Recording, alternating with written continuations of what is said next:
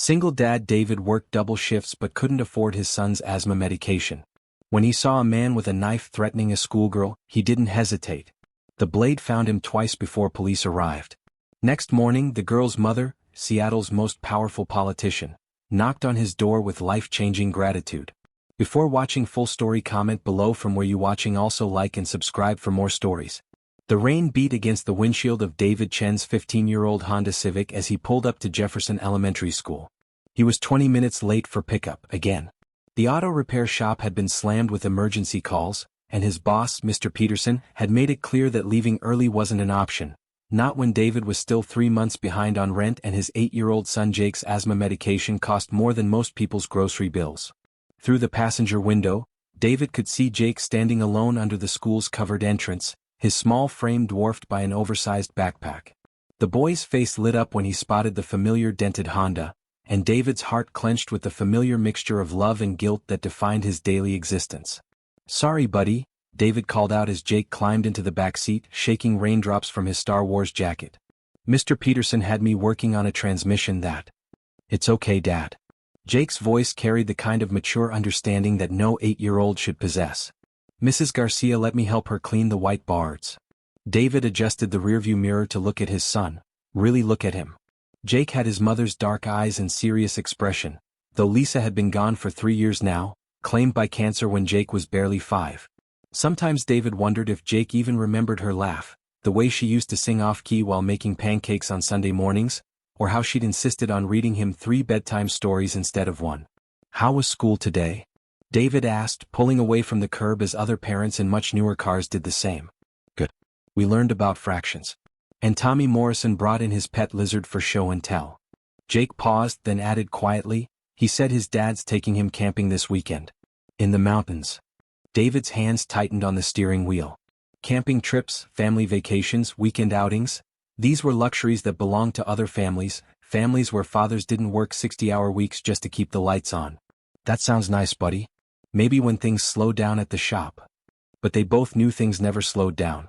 There was always another bill, another expense, another reason why maybe later turned into never.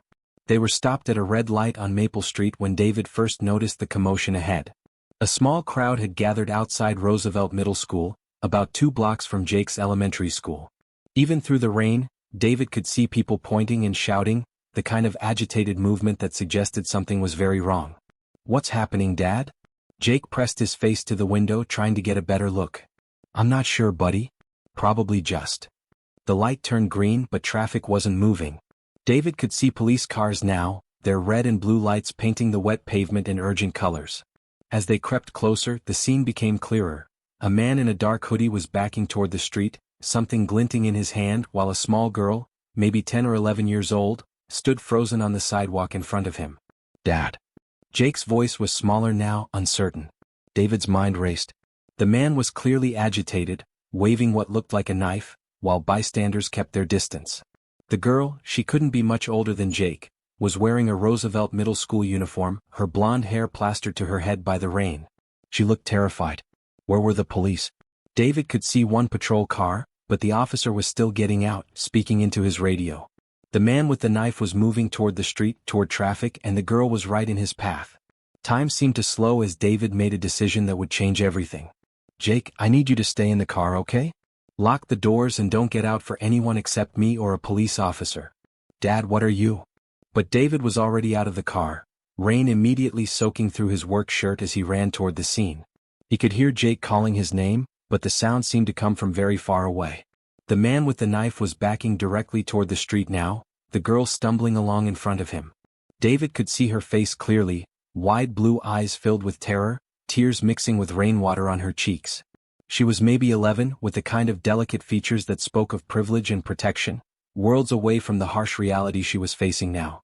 "Let her go," David shouted, but his voice was lost in the chaos of car horns and shouting bystanders. The man spun around and David got his first clear look at him. Young, maybe early 20s, with the wild-eyed desperation of someone with nothing left to lose. The knife in his hand was a kitchen blade, probably stolen from somewhere nearby. "Stay back," the man screamed, pressing the knife closer to the girl's throat. "I mean it. Stay back." David stopped running but kept moving forward slowly, his hands raised in front of him.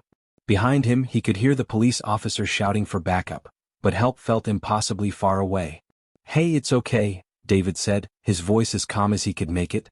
"Nobody wants to hurt you, man. We just want everyone to be safe." "Safe?" The man laughed, but there was no humor in it. "You think any of us are safe? You think she's safe?" He gestured wildly with the knife and the girl whimpered.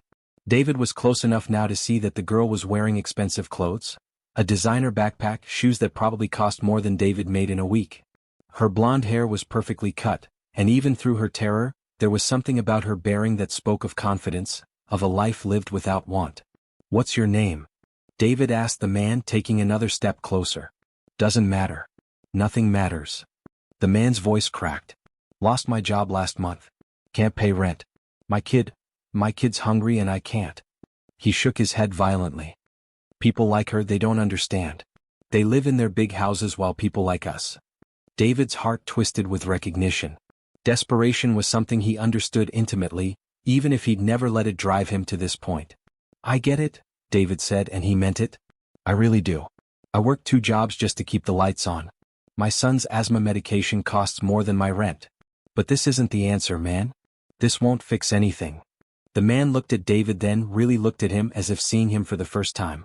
David knew what he saw: work clothes stained with motor oil, hands calloused from years of manual labor, the kind of bone-deep tiredness that came from working too hard for too little. "You understand?" the man asked, his voice desperate for connection. "Yeah, I understand. But look at her." David nodded toward the girl, who was trembling but trying to be brave. "She's just a kid. Whatever's happening in your life, she's not responsible for it." For a moment, David thought he was getting through. The man's grip on the knife loosened slightly, and the girl managed to take a small step away from him.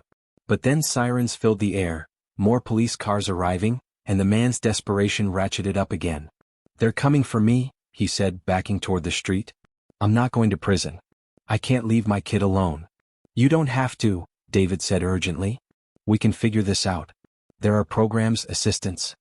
"You think I haven't tried?" The man's voice rose to a shout. "You think I haven't begged and applied and waited in line for help that never comes?" The girl was directly between the man and the street now, cars still moving despite the chaos. David could see a city bus approaching, its driver probably unaware of what was happening on the sidewalk. Time fractured into crystalline moments. The man raising the knife, the girl's scream, the bus growing larger in David's peripheral vision. Without thinking, without weighing consequences or calculating odds, David lunged forward. The blade caught him just below his ribs as he wrapped his arms around the girl, pulling her away from the man and toward the safety of the sidewalk. Pain exploded through his torso, but he managed to push the girl behind him before the knife found him again, this time slicing across his shoulder. "Run," he gasped to the girl. "Get to the police."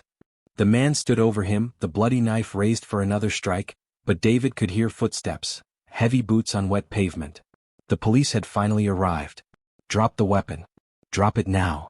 The man looked around wildly, then at David bleeding on the sidewalk, then at the girl who was now safely behind 2 police officers. Something in his face changed, the wild desperation giving way to a different kind of despair. "I'm sorry," he whispered, and David wasn't sure if he was talking to him, to the girl, or to someone else entirely. The man dropped the knife and sank to his knees as officers surrounded him. David tried to sit up, but the world tilted sideways, and he found himself looking up at the gray Seattle sky, rain falling on his face. "Dad. Dad." Jake's voice cut through the fog that was settling over David's mind.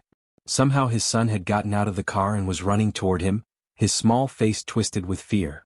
"I'm okay, buddy," David managed to say, though he wasn't entirely sure that was true. "I'm okay."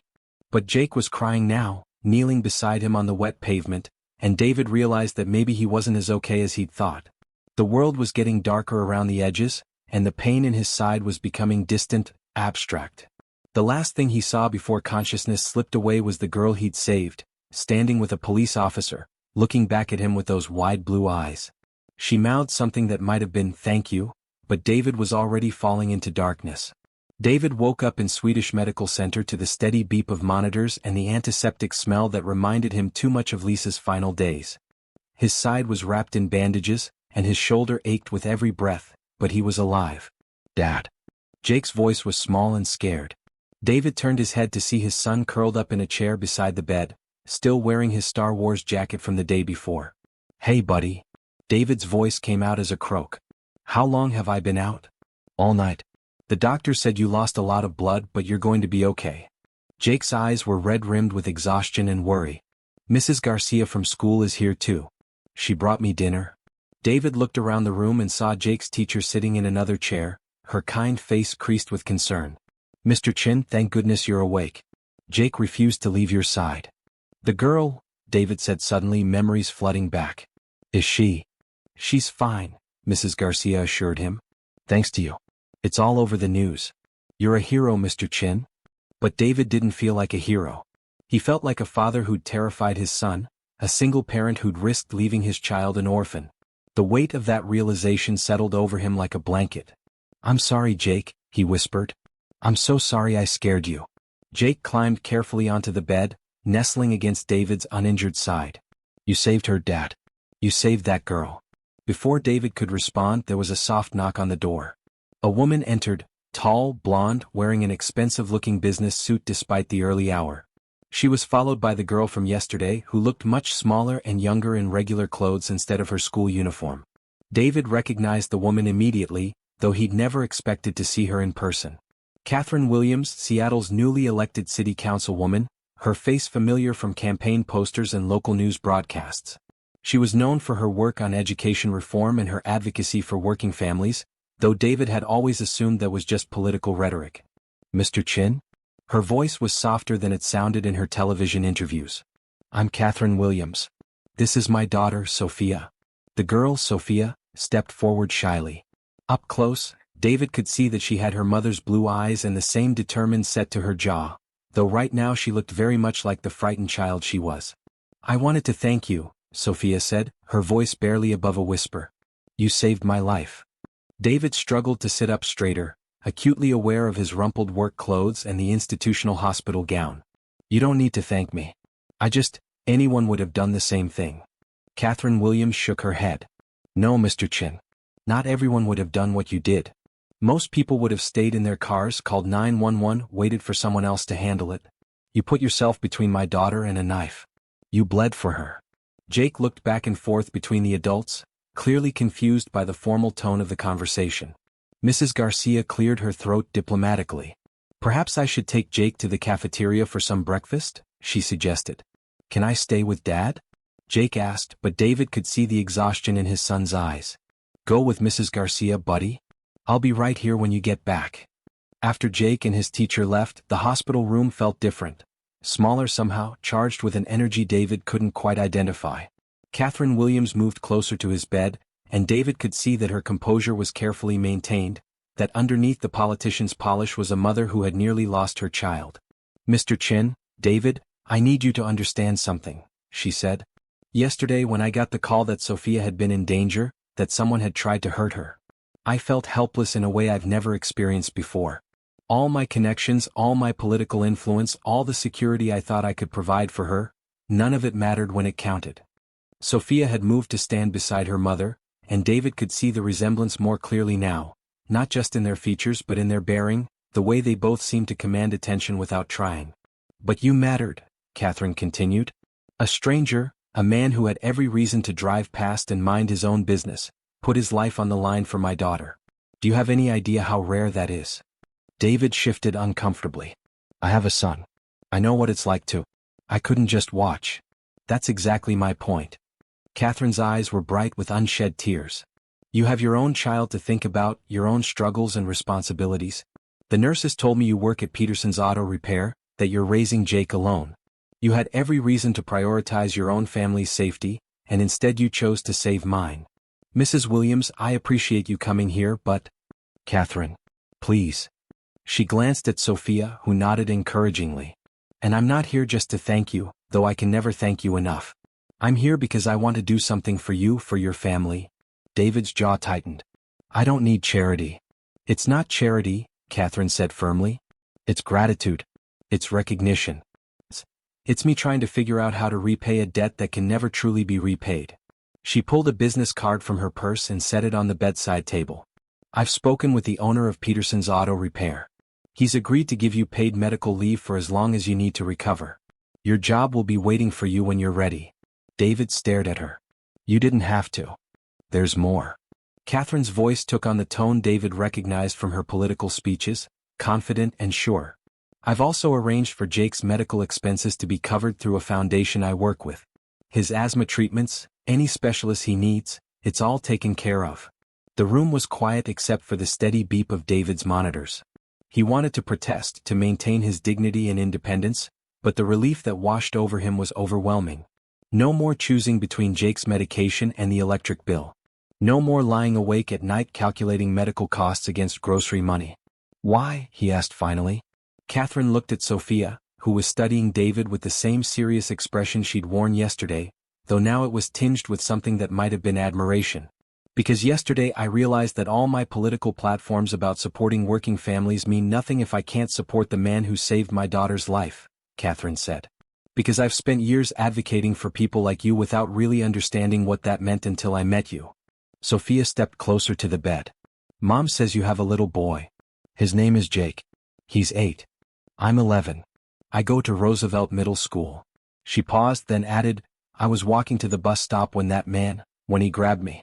I thought I was going to die. David's chest tightened. I'm glad you're okay. Mom says you got hurt really bad saving me. She says you might have died. Sophia, Catherine warned gently. It's okay, David said. She's right. I could have died. But I couldn't live with myself if I didn't try to help. Sophia nodded solemnly. That makes you very brave. Or very stupid, David said with a weak smile. Brave? Sophia insisted. Mom always says that being brave doesn't mean you're not scared. It means you do the right thing even when you are scared. Catherine's eyes widened slightly, as if she was seeing her daughter's wisdom for the first time. That's right. And what David did was the definition of brave. Jake and Mrs. Garcia returned then, Jake carrying a styrofoam cup of orange juice and looking much more alert. He stopped short when he saw Catherine and Sophia, clearly recognizing that something important was happening. Jake, this is Mrs. Williams and her daughter Sophia, David said. Sophia is the girl I helped yesterday. Jake studied Sophia with the frank curiosity of childhood. My dad's a hero. Sophia smiled, the first real smile David had seen from her. Yes, he is. Catherine knelt down to Jake's eye level. Jake, I want you to know that your father is one of the bravest people I've ever met. What he did for Sophia, it was extraordinary. Jake puffed up with pride. My dad fixes cars and helps people. He's really good at both. I can see that. Catherine stood and looked at David. I hope you'll let me help your family the way your father helped mine. Over the next few days, as David recovered in the hospital, he began to understand the true scope of Catherine Williams's gratitude. The medical bills that had been mounting since his surgery mysteriously disappeared. Jake's school principal called to say that an anonymous donor had established a scholarship fund that would cover his educational expenses through college. Even their landlord called to say that their rent had been paid up for the next year. It's too much, David told Catherine when she visited again, this time bringing Sophia and Jake takeout from a local restaurant. It's not enough, Catherine replied. It will never be enough. They were sitting in David's hospital room, Jake and Sophia sharing French fries and discussing their favorite video games, when Catherine told him about her plans. I'm introducing a bill to the city council, she said.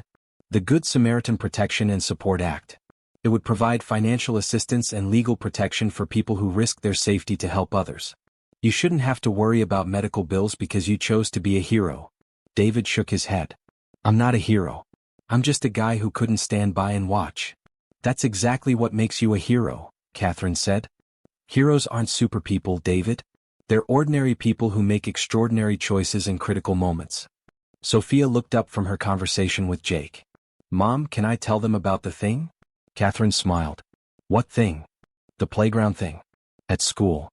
Catherine's expression softened. Sophia has been telling everyone at school about what happened. Apparently, she's inspired some of her classmates to stand up to bullies and help kids who are being picked on. It's like a hero chain reaction, Sophia said seriously. When one person is brave, it makes other people want to be brave too. Jake nodded enthusiastically. Like at my school. Tommy Morrison was being mean to Sarah Chin because she's new and doesn't speak English very good. But I told him about my dad being a hero, and then I helped Sarah with her math homework and now Tommy helps her too.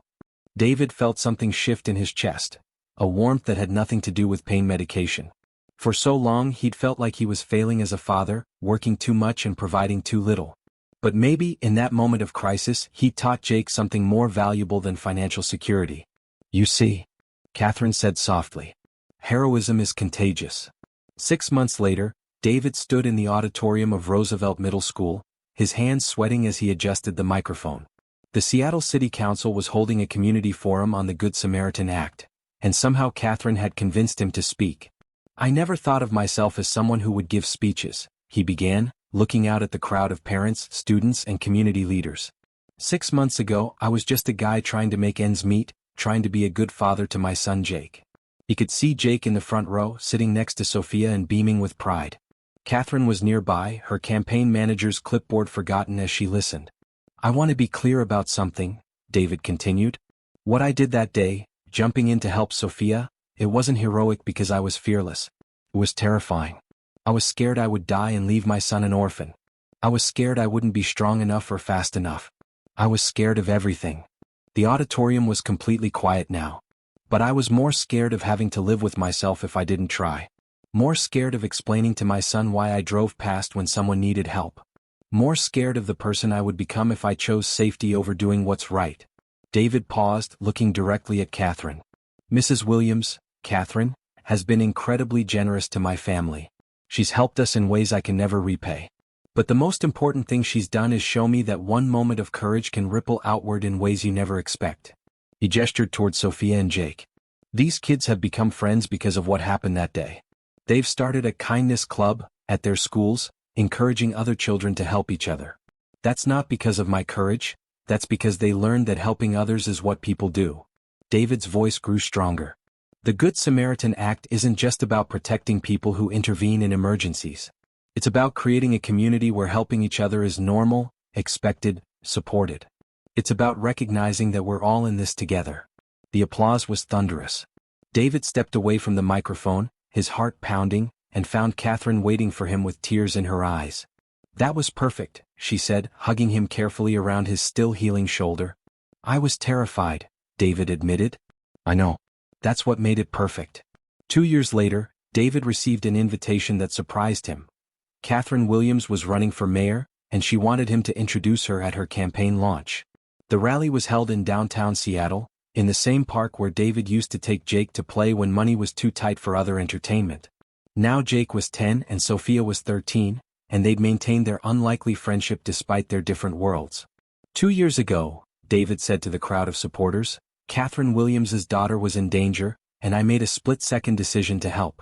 I thought that was the end of the story, a moment of crisis, a moment of action done. He could see Catherine in the wings, elegant in a navy blue suit, but somehow still the same woman who had sat by his hospital bed with tears in her eyes. But I was wrong. That moment was just the beginning. Catherine didn't just thank me and move on. She asked herself a harder question. What does it mean to build a community where people look out for each other? What does it mean to support the people who choose courage over comfort? David paused, thinking about his life now. The auto repair shop had promoted him to manager after he completed a business management course, tuition paid by Catherine's foundation. Jake's asthma was well controlled and he was thriving in school. They lived in a small house now instead of an apartment, and while money was still tight, David no longer lay awake at night calculating medical bills. Catherine Williams doesn't just talk about supporting working families, David continued. She doesn't just advocate for education and healthcare and opportunity. She lives those values. She acts on them. She understands that good policy starts with seeing people, really seeing them, and caring about their lives as much as you care about your own. The crowd erupted in cheers. David stepped back as Catherine took the stage, radiant with purpose and determination. Later, at the victory party after Catherine won the election by a landslide, David found himself on the hotel balcony, looking out at the Seattle skyline. Jake and Sophia were inside, leading a group of kids in some complicated game involving campaign buttons and leftover pizza. Hiding from the crowd? Catherine joined him at the railing, having traded her heels for comfortable flats. Just thinking, David said. 3 years ago, if someone had told me I'd be at the mayor-elect's victory party, I'd have thought they were crazy. 3 years ago, if someone had told me that a stranger would save my daughter's life and completely change my perspective on public service, I'd have thought they were crazy too. Catherine looked at him thoughtfully. I have a proposition for you. David raised an eyebrow. Should I be worried? I want you to consider joining my administration. Director of Community Outreach. It would mean working on programs that connect resources with families who need them, advocating for policies that support people like you were 3 years ago. David was quiet for a long moment. I don't have any experience in government. You have experience in struggle. You have experience in courage. You have experience in putting other people's needs before your own safety. Catherine's voice was earnest. Those are the qualifications that matter most. What about the auto shop? What about it? You'd be helping to create policies that support small businesses, working families, single parents trying to make ends meet. You'd be the voice of people who usually don't have a voice in government. David thought about the man with the knife, about his desperation and hopelessness. He thought about all the families struggling the way he had struggled, working multiple jobs and still falling behind, choosing between medication and rent, between groceries and school supplies. Can I think about it? Of course. But David? Catherine touched his arm gently. You've already proven you're willing to put yourself on the line for strangers. This would just be a different way of doing that. 5 years later, Mayor Catherine Williams stood at the podium in City Hall, announcing the expansion of the Good Samaritan Support Program. Beside her, Director of Community Outreach David Chen held a folder full of statistics that told a story of transformation. Emergency response times improved, community intervention incidents up by 40%, support services reaching more families than ever before. In the audience, 13-year-old Jake Chen sat next to 16-year-old Sophia Williams, both of them wearing matching Seattle Strong t-shirts that had become a symbol of the city's commitment to community care. 5 years ago, Catherine said, a single act of courage changed 2 families forever. Today, I'm proud to announce that the principles behind that act, the idea that we are responsible for each other's safety and well-being, have become the foundation of how our city operates. She looked directly at David. Heroism isn't a one-time thing. It's a practice. It's a choice we make every day to build a community where helping each other isn't extraordinary, it's just what we do. After the press conference, David and Catherine walked through downtown Seattle, past the spot where everything had begun. The Roosevelt Middle School had erected a small plaque commemorating the incident, but David barely glanced at it anymore. What mattered wasn't the moment of crisis, but everything that had grown from it. Do you ever regret it? Catherine asked. That day, I mean. Putting yourself at risk. David considered the question seriously. His life had changed completely. New career, new purpose, new understanding of what it meant to be part of a community. But the core of it, the foundation, was still the same. A father's love for his child, extended outward to include other people's children. No, he said finally. I regret that it took a crisis for me to understand what I was capable of. But I don't regret the choice itself. They stopped at a crosswalk, waiting for the light to change. Across the street, David could see a homeless man with a cardboard sign, and a young woman stopping to give him money and a sandwich. A small act of kindness, unremarkable except for how normal it had become. You know what I think about sometimes? Catherine said. That man with the knife. He was desperate, felt like he had no options. In a way, he was a victim too, of a system that doesn't provide enough support for people in crisis. David nodded. The man had been sentenced to counseling and community service instead of prison, part of a restorative justice program that Catherine had championed. He was working now, had been reunited with his son, was getting the mental health support he needed. That's what I'm proudest of, David said. Not that I stopped him from hurting Sophia, but that we found a way to help him too. That's what community really means, understanding that we're all connected, that helping one person helps everyone. The light changed and they crossed the street. Behind them, Seattle hummed with the quiet energy of a city that had learned to take care of its own, one small act of courage at a time. That evening, David sat at his kitchen table helping Jake with algebra homework while the news played softly in the background. The anchor was reporting on Seattle's latest distinction, the lowest crime rate among major American cities, attributed largely to community intervention programs and social support systems. Dad, Jake said, looking up from his math problems, remember when you saved Sophia? Of course I remember. Do you think I'll ever get to be a hero like that? David set down his pencil and looked at his son, no longer the scared 8-year-old from that rainy afternoon, but a confident teenager who volunteered at the community center and tutored younger kids in math. Jake, you're already a hero. Every time you help someone with their homework, every time you include a kid who's sitting alone at lunch, every time you choose kindness over indifference, that's heroism. It doesn't have to be dramatic to matter. Jake considered this seriously. So being a hero is just Being a good person? Being a good person when it's hard to be a good person. Being a good person when it would be easier to look the other way. Being a good person when it costs you something. Jake nodded and returned to his homework. David watched him work, thinking about legacy and love and the unexpected ways that life could transform from a single moment of choice. Outside, Seattle glittered in the darkness, full of families eating dinner, children doing homework, parents reading bedtime stories. Ordinary people living ordinary lives, made extraordinary by their willingness to care for each other. And somewhere across the city, in the mayor's mansion, Catherine Williams was probably tucking Sophia into bed, both of them grateful for the rainy afternoon that had brought them into the orbit of a single father who'd proved that heroism wasn't about being fearless, it was about acting despite fear, loving despite risk, choosing connection over safety. In the end, David realized that was the real story, not the moment when he'd stepped between a knife and a child, but the years of moments that had followed, each one building on the last, creating a community where courage was contagious and kindness was commonplace. And in his small house on a quiet street, a single father finished helping his son with homework, turned off the lights, and went to bed knowing that tomorrow would bring new opportunities to choose love over fear, connection over indifference, hope over despair. One ordinary, extraordinary day at a time.